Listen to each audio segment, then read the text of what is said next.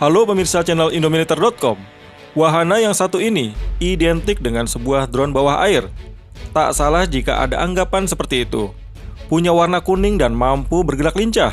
Namun, inilah wahana ROV atau Remotely Operated Vehicle jenis JW Fisher Sea Lion 2. Meski dapat digunakan untuk beragam keperluan, namun Fisher Sea Lion punya keunikan tersendiri di Indonesia. Lantaran robot bawah air ini merupakan tools yang menjadi andalan Badan SAR Nasional atau Basarnas dan Ditpolairut. Bahkan, Fisher ini juga menjadi kelengkapan yang disiapkan oleh Ditpolairut dalam misi evakuasi jatuhnya pesawat Boeing 737-500 Sriwijaya Air SJ182 yang jatuh di perairan Kepulauan Seribu pada 9 Januari 2021 lalu. Menjadi andalan oleh dua institusi, tentu yang menarik perhatian kita adalah seperti apa kemampuan ROV buatan Amerika Serikat ini. Dari spesifikasi, Fisher Sea Lion 2 digolongkan sebagai mini ROV. Sea Lion 2 diantaranya dapat menyelam sampai kedalaman 305 meter. ROV ini dalam gelarnya dikendalikan secara remote via kabel dari kapal di permukaan. Meski mampu diajak menyelam sampai kedalaman 300 meter, sistem kabel koneksinya disediakan sepanjang 457 meter. Fisher Sea Lion 2 pantas disebut sebagai mini ROV lantaran bobotnya hanya 19,5 kg, menjadikan ROV ini cukup dapat dioperasikan oleh satu operator saja, mengingat dapat diangkat dan dibawa dengan mudah. Sea Lion 2 buatan JW Fisher punya dimensi panjang 58,4 cm, tinggi 40,6 cm, dan lebar 21,5 cm. Bodi Sea Lion 2 terbuat dari material high impact PVC dan stainless steel. Untuk berlayar di bawah permukaan, Sea Lion 2 mengandalkan 4 motor DC dengan fitur variable speed dan proportional control.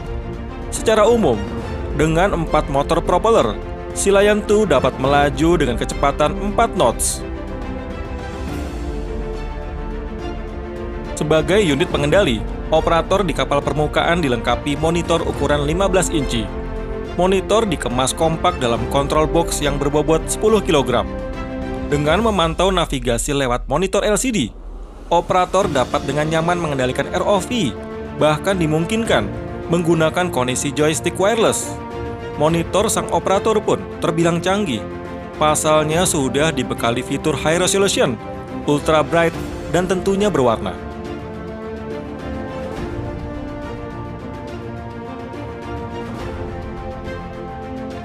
Lantas bagaimana cara operasi Sea Lion 2? Saat diturunkan, ROV akan mengeluarkan sonar untuk mendeteksi keberadaan benda di sekitarnya.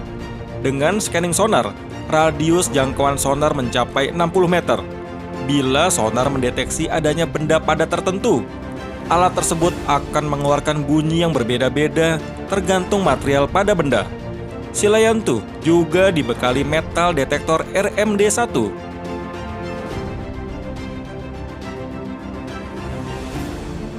Bila sudah dipastikan bahwa benda yang dideteksi sonar kemungkinan bagian dari pesawat, maka operator akan mengarahkan ROV untuk mendekati benda tersebut. Kamera ROV akan memberikan data gambar yang langsung terlihat pada monitor di atas permukaan, sehingga operator dapat mengonfirmasi bahwa benda itulah yang dicari. Walau tak punya lengan robotik, namun Sea Lion 2 dapat secara opsional dipasangkan manipulator arm.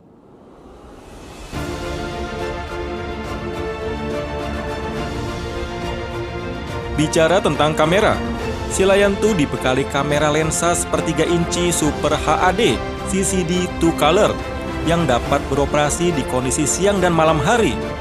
Bila diperlukan, Sea Lion 2 dapat juga ditambahkan kamera GoPro High Definition. Karena akan berlayar di kegelapan, Sea Lion 2 ditunjang dengan lighting yang mengandalkan dua lampu LED yang masing-masing berstandar 2200 lumens.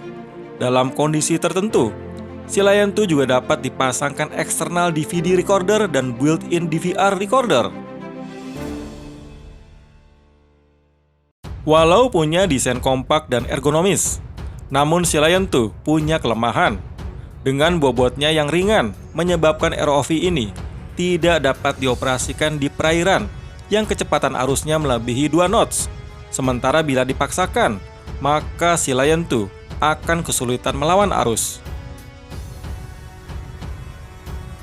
Nah, demikian bedah tuntas alat utama yang menjadi andalan Basarnas dalam misi SAR di lautan atau di perairan. Nantikan konten-konten menarik lainnya hanya di channel indomiliter.com. Jangan lupa like video ini dan subscribe channel ini. Sampai jumpa!